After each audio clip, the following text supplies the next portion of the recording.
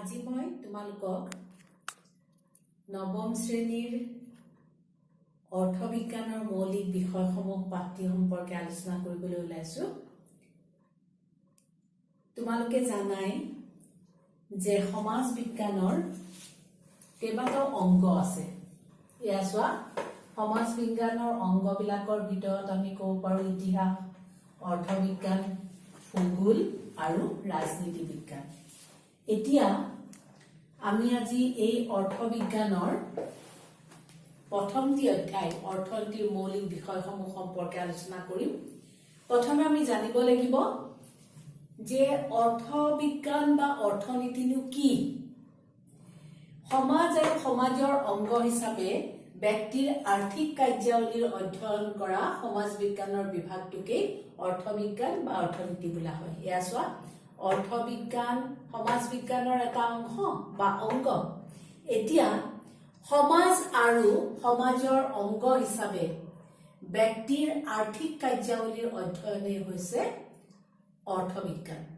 অৰ্থাৎ অৰ্থ উপাৰ্জন কৰা আৰু অৰ্থ ব্যয় কৰা কাৰ্যবোৰ যি য'ত আলোচনা কৰা হয় তাকে অৰ্থবিজ্ঞান বুলি কোৱা হয়। অৰ্থবিজ্ঞানৰ ইংৰাজী প্ৰতিশব্দ হৈছে ইকনমিক্স।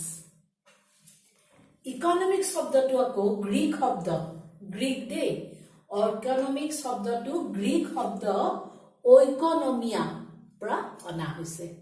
এই যে আমি ইকনমিক্স শব্দটো ব্যৱহাৰ কৰোঁ অৰ্থবিজ্ঞানৰ ইংৰাজী প্ৰতিশব্দ, এই ইকনমিক্স শব্দটো গ্ৰীক শব্দ ঐকনমিয়াৰ পৰা অনা হৈছে। ঐকনমিয়া আকৌ দুটা শব্দ লগ লাগি হৈছে। এটা হৈছে ঐকছ, যাৰ অৰ্থ হ'ল পৰিয়াল, আৰু নমাছ, নমাছৰ অৰ্থ হ'ল নিয়ম। ঐকছ মানে পৰিয়াল অৰ্থাৎ ফেমিলি, আৰু নমাছ, নমাছ মানে হ'ল নিয়ম। এতিয়া চোৱা যে অৰ্থবিজ্ঞানৰ পৰিয়াল বা সমাজ পৰিচালনাৰ নিয়ম বুলি গণ্য কৰা হয়। আমি যদি এই শব্দটোৰ পৰা অৰ্থাৎ এই ঐকছ আৰু নমাছ শব্দ দুটাৰ পৰা যদি আমি অৰ্থবিজ্ঞানৰ অৰ্থ উলিয়াওঁ, তেতিয়াহ'লে আমি কি ক'ব লাগিব? অৰ্থবিজ্ঞানক পৰিয়াল বা সমাজ পৰিচালনাৰ নিয়ম বুলি আমি ক'ব লাগিব বা নিয়ম বুলি গণ্য কৰা হয়। তোমালোকে এইটো কথাও জানিব লাগিব যে আমি অৰ্থবিজ্ঞান কিয় পঢ়িব লাগিব বা কিয় পঢ়িব লাগে। অৰ্থবিজ্ঞানৰ প্ৰয়োজনীয়তা ক'ত? অৰ্থবিজ্ঞান এটা অতি গুৰুত্বপূৰ্ণ বিষয়। আমাৰ সমাজখন যিদৰে গতিশীল, অৰ্থবিজ্ঞান বিষয়টো এটা গতিশীল বিষয়। আজি এই মুহূৰ্তত যদি আমি অসমৰ জনসংখ্যাৰ হিচাপটো পাওঁ, ইয়াৰ 5 মিনিট পিছত নালাগে 2 মিনিট সময়ৰ ব্যৱধানতে এই জনসংখ্যা বেলেগ হ'ব। প্ৰতি 2 মিনিটৰ ব্যৱধানত আমাৰ অসম ৰাজ্যখনত জনসংখ্যাৰ হিচাপটো বেলেগ বেলেগ হোৱা দেখা যায়। এতিয়া চোৱা, অৰ্থবিজ্ঞান অধ্যয়নৰ প্ৰয়োজনীয়তাটো প্ৰথমে আমি কি বুলি ক'ব পাৰোঁ যে ই আমাক সচেতন কৰি তোলে। অৰ্থাৎ অৰ্থবিজ্ঞানে সচেতনতা বৃদ্ধি কৰে বা সৃষ্টি কৰে। সচেতনতা কেনেকৈ সৃষ্টি কৰে? যে আমি কিছুমান কথা, আমি কিছুমান বিষয়ৰ প্ৰতি সচেতন হ'ব লাগিব। আমাৰ ৰাজ্যখন, আমাৰ ৰাষ্ট্ৰখন পৰিচালনা কৰাৰ ক্ষেত্ৰত ৰাজহৰ প্ৰয়োজন হ'ব। সেই ৰাজহক আকৌ আমি যদি কৰ প্ৰদান নকৰোঁ, তেতিয়াহ'লে চৰকাৰে ৰাজহ ক'ৰ পৰা পাব? কৰ কি? যে এবিধ বাধ্যতামূলক বৰঙণি। বুজি পাইছা? তাৰপিছত আহিলে বিভিন্ন আৰ্থিক সমস্যাৰ কাৰণ। যে বিভিন্ন আৰ্থিক সমস্যাৰ কাৰণ আমি কেতিয়া পাম? যেতিয়া আমি অৰ্থবিজ্ঞান অধ্যয়ন কৰিম। আৰ্থিক সমস্যা বহুত আছে। সেই আৰ্থিক সমস্যাসমূহৰ কাৰণ আমি গম পাম কেতিয়া? যেতিয়া আমি অৰ্থবিজ্ঞান অধ্যয়ন কৰিম। তাৰপিছত আমি ক'ব পাৰোঁ যে বিশ্বায়ন আৰু গোলকীকৰণ কি? এই ধৰণৰ সংজ্ঞাবিলাক, বিশ্বায়ন, গোলকীকৰণ, এই সংজ্ঞাবিলাক আমি অকল অৰ্থবিজ্ঞান পঢ়িলেহে এই সংজ্ঞাবিলাকৰ আচল অৰ্থবোৰ আমি বুজি পাম। তাৰপিছত আমি ক'ব পাৰোঁ বিকাশ আৰু উন্নয়ন কি? বিকাশ আৰু উন্নয়ন এই দুটা একেবাৰে বেলেগ কথা।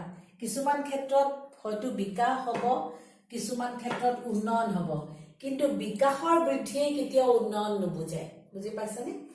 তাৰ পিছত আহিলে পৰিৱেশীয় অৰ্থনীতি যে পৰিৱেশ সম্পৰ্কৰ অৰ্থনীতি আমি তেতিয়াহে বুজি পাম যেতিয়া আমি অৰ্থবিজ্ঞান অধ্যয়ন কৰিম গতিকে অৰ্থবিজ্ঞানৰ অধ্যয়নৰ প্ৰয়োজনীয়তাবিলাকক আমি পইণ্টত মানে এটা এটা বাক্যাংশত আমি বাক্যৰ অংশত আমি যদিও ইয়াত আমি তেনেকৈ লিপিবদ্ধ কৰিছো তোমালোকে কথাবোৰ সেই ধৰণে মনত ৰাখিবা তাৰ পিছতে আমি আহিছো আমি যে অৰ্থবিজ্ঞানৰ কথা আলোচনা কৰি আছো অৰ্থবিজ্ঞানৰনো পিতৃ কোন পিতৃ স্বৰূপ কোন এডাম স্মিথ তোমালোকে নাম শুনিছা আগতে এডাম স্মিথ হৈছে অৰ্থবিজ্ঞানৰ পিতৃ স্বৰূপ বিজ্ঞানৰ পিতৃ স্বৰূপ এডাম স্মিথৰ কথা কলো তাৰ পিছতে আমি আহিছো অৰ্থবিজ্ঞানৰ সংজ্ঞালৈকে অৰ্থবিজ্ঞানৰ সংজ্ঞা বুলি ক'লে বিভিন্ন অৰ্থনীতিবিদে বিভিন্ন দৃষ্টিকোণৰ পৰা অৰ্থনীতিৰ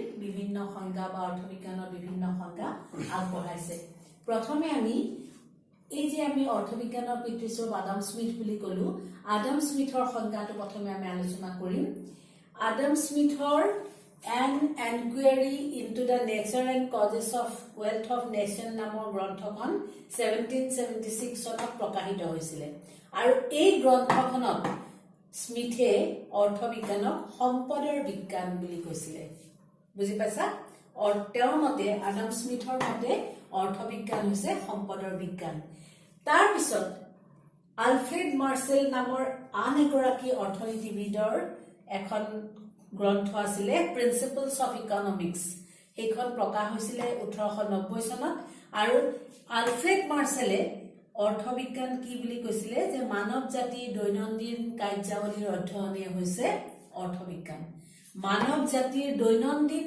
কাৰ্যাৱলীৰ অধ্যয়ন মানুহৰ দৈনন্দিন জীৱনত যিবোৰ কাৰ্য সমাধা হয় সেই দৈনন্দিন কাৰ্যৰ অধ্যয়নকে কি বুলি কৈছিলে অৰ্থবিজ্ঞান বুলি কৈছিলে এতিয়া এই দুয়োটা সংজ্ঞাৰ পিছত আমি আহিছো আৰু বিভিন্ন অৰ্থনীতিবিদে যদিও বেলেগ বেলেগ সংজ্ঞা আগবঢ়াইছে আমি অৰ্থবিজ্ঞানৰ আটাইতকৈ গ্ৰহণযোগ্য বা জনপ্ৰিয় সংজ্ঞাটোলৈকে আহিছো সেই সংজ্ঞাটো আগবঢ়াইছিল লায়নেল ৰবিন্স নামৰ এগৰাকী অৰ্থনীতিবিদে লায়নেল ৰবিন্স আৰু সেই লায়নেল ৰবিন্সে অৰ্থবিজ্ঞানক কি বুলি কৈছিলে জানানে যে যি বিজ্ঞানে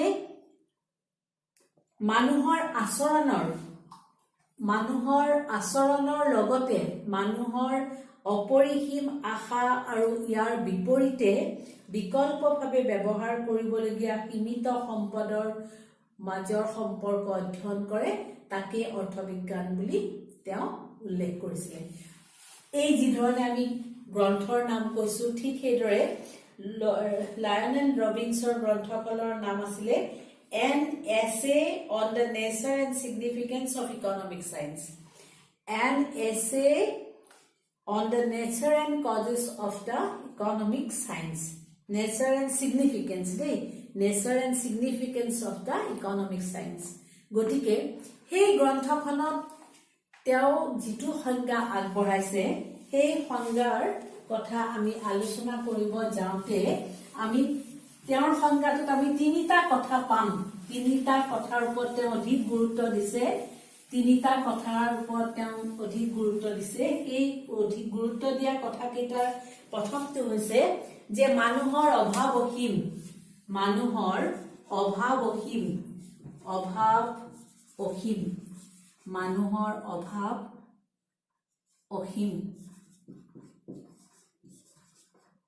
তোমালোকে এটা কৈ কথাবোৰ তেতিয়াহলে ব্যাখ্যা কৰাৰ কাৰণে সুবিধা হ'ব মানুহৰ অভাৱ অসীম আৰু দ্বিতীয়তে অভাৱ পূৰণৰ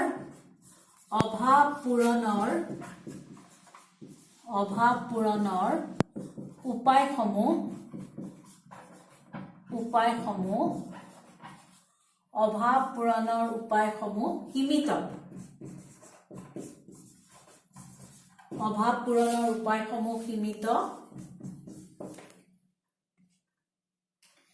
ইয়াত অভাৱ পূৰণৰ উপায় বা আহিলা বুলিও তুমি ক'ব পাৰা অভাৱ পূৰণৰ আহিলা বা উপায় অভাৱ পূৰণৰ আহিলা আৰু উপায়সমূহ সীমিত আৰু তৃতীয়তে সম্পদসমূহ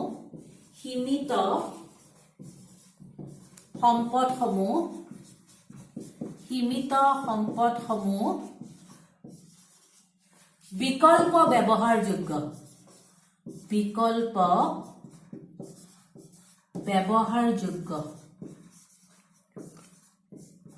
সীমিত সম্পদসমূহ বিকল্প ব্যৱহাৰযোগ্য চোৱা আমি এইটো কথা জানো যে মানুহৰ অভাৱ অসীম কাৰোবাৰ যদি এসাঁজ খাই আন এসাঁজ ভাত খোৱাৰ কাৰণে কোনোবাই অভাৱ অনুভৱ কৰিব পাৰে আৰু কোনোবাই হয়তো যে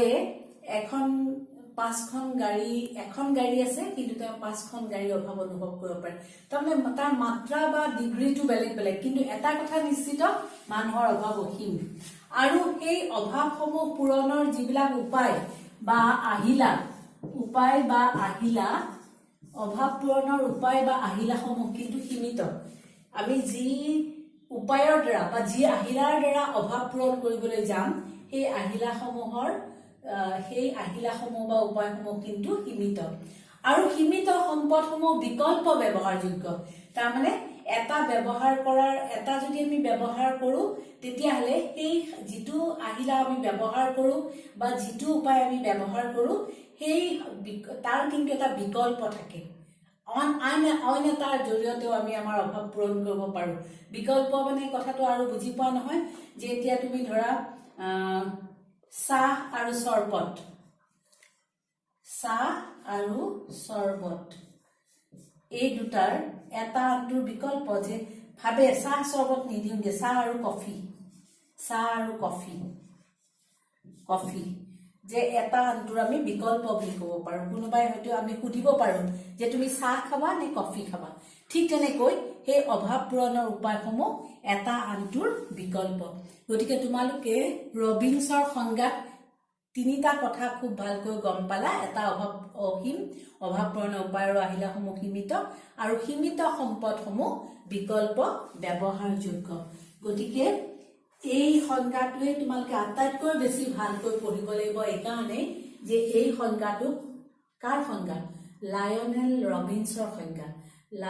ৰবিনছৰ সংজ্ঞাটোৱে আটাইতকৈ গ্ৰহণযোগ্য সংজ্ঞা বুলি বিবেচিত হৈছে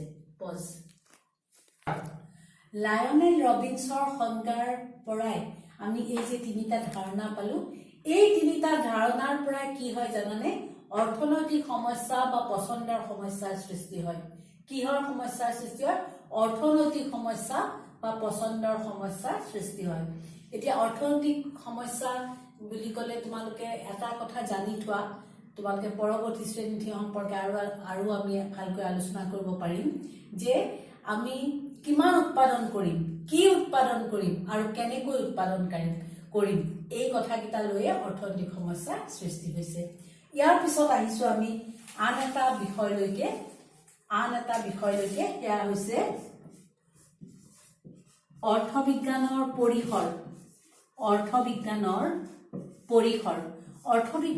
পৰিসৰ বুলি ক'লে তাত কেইটামান ধাৰণাৰ কথা আহিব তাৰমানে অৰ্থবিজ্ঞানেনো কি কথা সামৰি লৈছে অৰ্থবিজ্ঞানে বিভিন্ন দিশ বিভিন্ন কথা সামৰি লৈছে সেইবিলাকৰ ভিতৰত এটা হৈছে তুমি যে দ্ৰব্য বা সামগ্ৰী যিবোৰ বস্তু ব্যৱহাৰ কৰি যিবোৰ বস্তুৱে আমাৰ অভাৱ পূৰণ কৰে আৰু আমাক সন্তুষ্টি দান কৰে সেইবিলাকে হৈছে দ্ৰব্য ঠিক সেইদৰে দ্ৰব্যৰ লগত সেৱাৰ কথাও আমি ক'ব পাৰো গুডছ এণ্ড চাৰ্ভিচ যে আমি যিবিলাকে আমাৰ অভাৱ পূৰণ কৰে যিবিলাক কাৰ্যই আমাৰ অভাৱ পূৰণ কৰে সেইবিলাকক আমি সেৱা কাৰ্য বুলি কওঁ তাৰপিছত আহিলে ভোগ কি যে ভোগ মানে কি আমি কোনো এটা সামগ্ৰী ব্যৱহাৰ কৰাটোৱে ভোগ বুলি কোৱা হয় আমাক কি বুলি কোৱা হয় উপভোক্তা বুলি কোৱা হয় আমি প্ৰত্যেকে উপভোক্তা যিহেতুকে আমি কোনো বহুত সামগ্ৰী উপভোগ কৰো সেইকাৰণে আমাক কি বুলি কোৱা হয় উপভোক্তা বুলি কোৱা হয় তাৰপিছতে এই অৰ্থবিজ্ঞানৰ পৰিসৰত আমি কি বুলি ক'ম যে উৎপাদন কেনেকৈ উৎপাদন কৰা হয় যে কোনো এটা সামগ্ৰীৰ উপযোগিতা সৃষ্টি কৰা বা সেই সামগ্ৰীটোৰ উপযোগিতা আগতকৈ বৃদ্ধি কৰাকে উৎপাদন বুলি কোৱা হয় এতিয়া চোৱা উৎপাদনৰ কথা কওঁতে আমি এটা শব্দ তাত ব্যৱহাৰ কৰিলো উপযোগিতা গতিকে আমি উপযোগিতা কি জানিব লাগিলে উপযোগিতা হৈছে যে মানুহৰ অভাৱ পূৰণ কৰাৰ লগতে যেতিয়া তৃপ্তিদান দিব পাৰে এই ক্ষমতাটোক কি বুলি কোৱা হয় উপযোগিতা বুলি কোৱা হয় এতিয়া যিয়ে ৰাগিয়াল বস্তু সেৱন কৰে তেওঁলোকৰ কাৰণে ৰাগিয়াল বস্তুৰ উপযোগিতা আছে কিন্তু তোমালোক আমি যেহেতুকে ৰাগিয়াল বস্তু সেৱন নকৰো সেই কাৰণে সেই সামগ্ৰীটোৰ প্ৰতি আমাৰ কোনো উপযোগিতা নাই আমাৰ ঘৰত থকা জ্বৰ কমোৱা দৰৱটো কেতিয়া কামত আহে যেতিয়া জ্বৰ উঠে বুজি পাইছানে সময় সাপেক্ষেও কেতিয়াবা উপযোগিতা বেলেগ বেলেগ হ'ব পাৰে তাৰ পিছত আহিলে যে আমি যেতিয়া অৰ্থনীতিৰ পৰিসৰ বা অৰ্থবিজ্ঞানৰ পৰিসৰৰ কথা আলোচনা কৰি আছো বিতৰণ যে যিখিনি সামগ্ৰী উৎপাদন কৰা হয় সেই সামগ্ৰীসমূহ যেতিয়া ভাগ বতৰা কৰি লোৱা হয় তেতিয়া তাক বিতৰণ বুলি কোৱা হয় ডিস্ট্ৰিবিউশন বুলি কোৱা হয় আকৌ বিতৰণৰ কথাৰ লগত আৰু এটা ধাৰণা জড়িত হৈ থাকে সেয়া হৈছে বজাৰ সাধাৰণ অৰ্থত বজাৰ বুলি ক'লে য'ত বস্তু কিনা বেচা কৰা হয় তাকেই বজাৰ বুলি কোৱা হয় কিন্তু অৰ্থবিজ্ঞানত বজাৰৰ ধাৰণাটো আজিকালি বহুত সলনি হৈছে যে এতিয়া আমি নিজৰ ঘৰৰ কোঠাটো এখন বজাৰৰ সৃষ্টি কৰিব পাৰো নিজে আমি আজিকালি আমি কি অনলাইন যোগে সামগ্ৰী কিনিব পাৰো য'ত টকা পইচা নিজ হাতেৰে আমি লেনদেন নকৰাকৈ কোনো সামগ্ৰী আমি ক্ৰয় কৰিব পাৰো ঠিক সেইদৰে কোনোবাই সামগ্ৰী বিক্ৰী কৰিব পাৰে গতিকে বজাৰৰ ধাৰণাও এতিয়া প্ৰচলিত সমাজ ব্যৱস্থা বেলেগ হোৱাৰ কাৰণে গৈ আছে বা বেলেগ হৈছে তাৰ লগত আকৌ এটা কথা যে বিনিময় কি কোনো এটা সামগ্ৰীৰ বিপৰীতে অন্য এটা সামগ্ৰী পোনপটীয়া বা প্ৰত্যক্ষভাৱে সলনি কৰাকে বিনিময় বুলি কোৱা হয় বুজি পাইছানে তোমালোকে বিনিময়ৰ কথা আলোচনা কৰিবলৈ যাওঁতে তোমালোকে বিনিময় প্ৰথাৰ কথা জানিব লাগিব যে আজিৰ পৰা বহুত বছৰ আগতে যেতিয়া মুদ্ৰা সৃষ্টি হোৱা নাছিলে তেতিয়া আমাৰ সমাজ ব্যৱস্থাত আমাৰ অৰ্থ ব্যৱস্থাত মুদ্ৰা আছিলে আৰু বিনিময় আছিলে বিনিময় প্ৰথা আছিলে আৰু এই বিনিময় প্ৰথা আজিও এখন ঠাইত মৰিগাঁও জিলাৰ জোনবিল মেলাত মাত্ৰ এটা দিনৰ কাৰণে বিনিময় প্ৰথা প্ৰচলিত হয় বিনিময় বজাৰ আৰু সেইখন বজাৰক কি বুলি সেইখন এখন মেলা সদৃশ আৰু সেইখনক কি বুলি কোৱা হয় জোনবিল মেলা বুলি কোৱা হয় তাৰ পিছতে আহিলে মুদ্ৰাৰ কথা যে মুদ্ৰা কি যে যিয়ে বিনিময়ৰ মাধ্যম হিচাপে কাম কৰে যিয়ে মূল্যৰ যুগ মূল্যৰ ভঁৰাল আৰু স্থগিত দেনা পাওনাৰ মান হিচাপে কাম কৰে তাকে অৰ্থবিজ্ঞানত মুদ্ৰা বুলি কোৱা হয় বিভিন্ন ধৰণৰ মুদ্ৰাৰ প্ৰচলন আছে তাৰ পিছৰ ধাৰণাটো হৈছে আয় ইনকাম যাক ইংৰাজীত কোৱা হয় যে আয়ৰ কথা ক'লে আহিলে জনমূৰি আয় ৰাষ্ট্ৰীয় আয় এনেকুৱা ধৰণৰ বহুত আয়ৰ কথা আহে এতিয়া জনমূৰি আয় কি জনে প্ৰতি হোৱা আয়কে জনমূৰি আয় বুলি কোৱা হয় আকৌ ৰাষ্ট্ৰীয় আয় হ'ল এখন দেশত এটা নিৰ্দিষ্ট বছৰত যি পৰিমাণৰ দ্ৰব্য সামগ্ৰী উৎপাদন কৰা হয় আৰু তাৰ লগতে যি পৰিমাণৰ সেৱামূলক কাৰ্য সৃষ্টি কৰা হয় তাৰ মুদ্ৰাগত মূল্যৰ যোগফলে হৈছে ৰাষ্ট্ৰীয় আয় বা জাতীয় আয় এই ৰাষ্ট্ৰীয় আয় জাতীয় আয় সম্পৰ্কে তোমালোকে যেতিয়া ডাঙৰ মানে উচ্চ শ্ৰেণীলৈ যাবা তেতিয়া তাত আকৌ বিস্তৃতভাৱে এইবোৰ কথা আলোচনা কৰা হ'ব তাৰ পিছত আহিলে কল্যাণকামী অৰ্থনীতি হ'ল যে কেৱল ভোগ কাৰ্য উৎপাদন বিতৰণে কেতিয়াও অৰ্থবিজ্ঞানৰ মূল বিষয়বস্তু হ'ব নোৱাৰে তাৰ লগত আৰু কিছুমান কথা জড়িত হৈ থাকে যে ভোগ কাৰ্যই আমাৰ মানুহৰ কিমানখিনি উপকাৰ সাধন কৰিলে বিতৰণে কিমানখিনি উপকাৰ সাধন কৰিলে সেই দিশটো আমি মন কৰিব লাগিব আৰু সেই দিশটো যি আলোচনা কৰে যি অৰ্থবিজ্ঞানে আলোচনা কৰে তাক কল্যাণকামী অৰ্থনীতি বুলি কোৱা হয় তোমালোকে এটা কথা জানাই মই মনত পেলাই দিছো অমৰ্ত্য সেনৰ নাম শুনিছা অমৰ্ত্য সেনে নোবেল বঁটা বিজয়ী অমৰ্ত্য সেনে কল্যাণকামী অৰ্থনীতিৰ ওপৰতে বিশেষভাৱে অধ্যয়ন কৰিছিল আৰু তেওঁ সেই বিষয়টো লৈয়ে নোবেল বঁটা লাভ কৰিবলৈ সক্ষম হৈছিলে তাৰ পিছত আহিলে পৰিৱেশীয় অৰ্থনীতি যে পৰিৱেশৰ যি ধৰণৰ অৰ্থনৈতিক কাৰ্যকলাপ সমাধান হয় আমাৰ চৌপাশৰ পৰিৱেশত তাক পৰিৱেশীয় অৰ্থনীতি বুলি কোৱা হয় আৰু সমাজ বিজ্ঞানীসকলক এতিয়া অধিক চিন্তান্বিত কৰিছে যে আমাৰ পাৰিপাৰ্শ্বিক ভাৰসাম্যতা ৰক্ষা কৰাৰ কাৰণে অৰ্থবিজ্ঞানে কি ধৰণে আগবাঢ়িছে বা কি ধৰণে আগবঢ়া উচিত তাৰ পিছত আহিলে দক্ষতা কি কোনো এটা কামত থকা তোমাৰ যি ধৰণৰ অৰ্হতা সেই অৰ্হতাই আচলতে দক্ষতা বুলি বিবেচনা কৰা হয় অৰ্থবিজ্ঞানত। আৰু সীমিত সম্পদৰাজি গুৰুত্বপূৰ্ণ ব্যৱহাৰৰ যোগেদি কেনেকৈ কামত লগাব পাৰি। এগৰাকী দক্ষ শ্ৰমিকেহে কি কৰিব পাৰে, সীমিত সম্পদৰ মাজেৰে গৈ আমাৰ অভাৱ পূৰণ কৰাৰ পথ মুকলি কৰি দিব পাৰে। অৰ্থবিজ্ঞানত আকৌ শ্ৰমিক বুলি ক'লে শাৰীৰিক মানসিক পৰিশ্ৰম কৰা সকলো ব্যক্তিকে বুজো। আমি এনেই দিন হাজিৰা কৰা সকলোকে অকল শ্ৰমিক বুলি নকওঁ। আচলতে অৰ্থবিজ্ঞানত শ্ৰমিক বুলিলে যিয়ে শাৰীৰিক পৰিশ্ৰম কৰে আৰু যিয়ে মানসিক পৰিশ্ৰম কৰে সেই সকলোবিলাককে শ্ৰমিক বুলি কোৱা হয়। এইকেইটা কথা তোমালোকে জানিছা। এতিয়া আমি আহিছো অৰ্থবিজ্ঞানৰ মৌলিক ধাৰণালৈকে। অৰ্থবিজ্ঞানৰ মৌলিক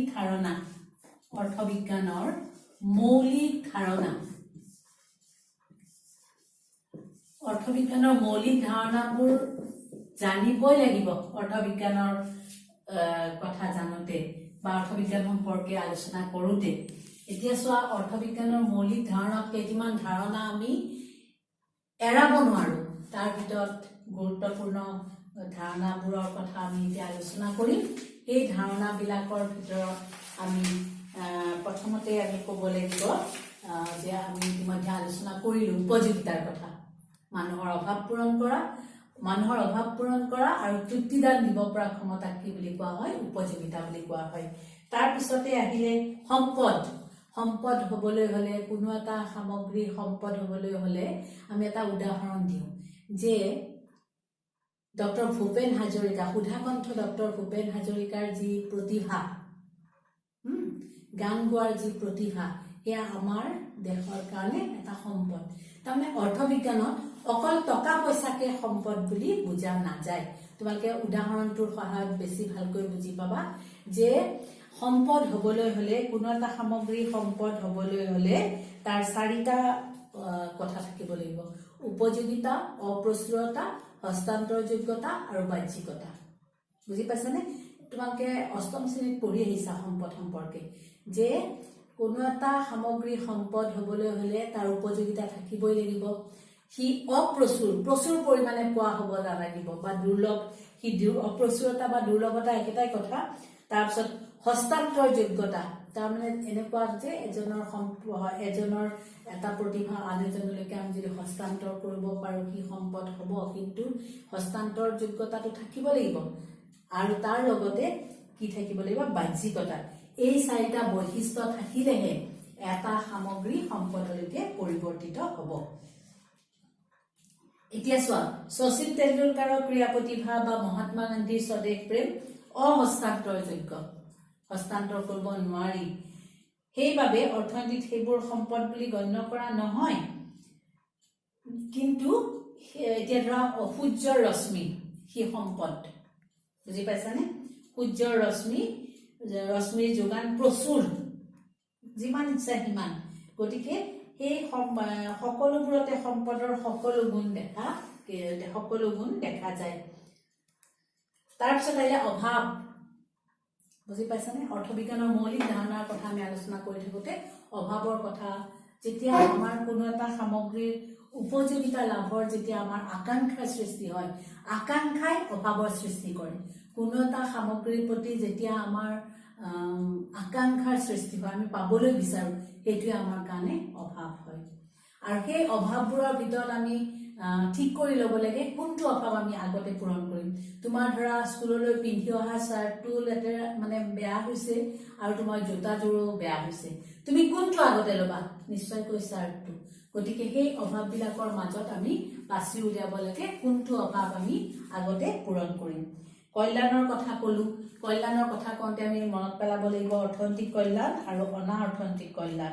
কিছুমান কল্যাণ অৰ্থৰ লগত জড়িত থাকে, সেই অৰ্থৰ লগত জড়িত কল্যাণসমূহক অৰ্থনৈতিক কল্যাণ বুলি কোৱা হয়, আৰু যিবোৰ অৰ্থৰ লগত জড়িত নাথাকে সেইবিলাকক অনা অৰ্থনৈতিক কল্যাণ বুলি কোৱা হয়। মূলধন আহিলে যে উৎপাদনৰ উপায় বা আহিলাই হৈছে মূলধন। উৎপাদনৰ উপায় বা আহিলাই হৈছে মূলধন। এতিয়া ধৰা ক্ৰিকেটৰ ক্ষেত্ৰত যে স্পিন বল, সেই স্পিন বলটো আমাৰ ভাৰতীয় ক্ৰিকেট দলৰ কাৰণে আমি মূলধন বুলি ক'ব পাৰো। এটা সময়ত বাতৰি কাকতত তেনেকৈ আহিছিল এতিয়া মূলধন ভাৰতীয় ক্ৰিকেট দলৰ কাৰণে বেলেগ বেলেগ হ'ব পাৰে কিন্তু মই উদাহৰণটো সেই ধৰণে দিছো যে উৎপাদনৰ আহিলা বুজি পাইছানে উৎপাদনৰ উপায় বা আহিলাই হৈছে মূলধন যে উৎপাদন কৰিবৰ কাৰণে আমাক এটা আহিলা লাগিব যিকোনো সামগ্ৰী উৎপাদন কৰিবৰ কাৰণে আমাৰ আহিলা লাগিব উপায় লাগিব আৰু সেই আহিলাই হৈছে মূলধন তাৰ পিছত অৰ্থবিজ্ঞানৰ মৌলিক ধাৰণাৰ ক্ষেত্ৰত আমি ক'ব পাৰো সঞ্চয় যে আমি যি অংশ আমাৰ উপাৰ্জনৰ যি অংশ ৰাহি হয় সেই অংশকে কি বুলি কোৱা হয় সঞ্চয় বুলি কোৱা হয় তাৰ পিছত অৰ্থবিজ্ঞানৰ মৌলিক ধাৰণা আহিলে বিনিয়োগ বিনিয়োগ শব্দটো খুব অৰ্থবিজ্ঞানত অতি গুৰুত্বপূৰ্ণ শব্দ বিনিয়োগ ইনভেষ্টমেন্ট যে আমি কোনো এটা উৎপাদিত কাম কৰিবলৈ যাওঁতে আমি উৎপাদনমূলক কাম কৰিব যাওঁতে যি অৰ্থ তাত খটুৱাও এয়াই হৈছে বিনিময় সহজ অৰ্থত এয়াই হৈছে বিনিময় আৰু বিনিয়োগ তাৰ পিছত আহিলে ৰাষ্ট্ৰীয় আয় যে এখন দেশৰ এটা নিৰ্দিষ্ট বছৰত যি পৰিমাণৰ দ্ৰব্য সামগ্ৰী উৎপাদন কৰা হয় আৰু তাৰ লগতে যি পৰিমাণৰ সেৱামূলক কাৰ্য সৃষ্টি হয় তাৰ মুদ্ৰাগত মুদ্ৰাৰ যোগফলে হৈছে ৰাষ্ট্ৰীয় আয় বা জাতীয় আয় জনমূৰি আয়ৰ কথা ক'লো জনমূৰি আয় হ'ল এখন দেশৰ মুঠ জনসংখ্যাৰে যেতিয়া এখন দেশৰ মুঠ জনসংখ্যাৰে